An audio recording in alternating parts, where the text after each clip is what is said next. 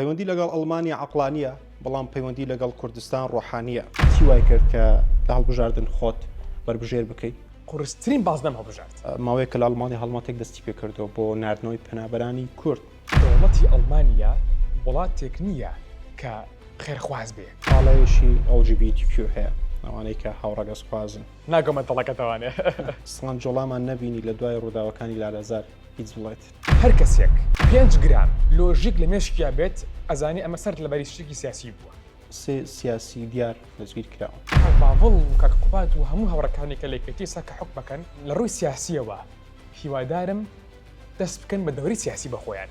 شاسوارە عەبدوڵواحید کەیسەکانی لەسەرەوەیە کە یعنی فێڵیان لێ کرد بە شێوەیەکی سیاسیانە. کێشەی نێوان هەردوو عەشیرەتی هەرکی گۆران ڕوویدا. هەرکی چییە؟ گۆران چییە؟ لە هەولێرە بینی کە دوو عەشیرەتەقاکەن لە یەکتری. سەرۆکایەتی هەرێمی کوردستان گیری سەربەخۆی فەڵەستین نەکاتن. ئایا من دەوڵەت دروست کەم بەڵام خەڵکەم هەمی مردە بێ. دەوڵەتە بۆ چییە؟ بە سیاسەتی کام حیزب سەرسامە پشتگیری کامیانەکە لە کامیانەوە نزیکە. ئەمانە حزبی دەوڵەتدارین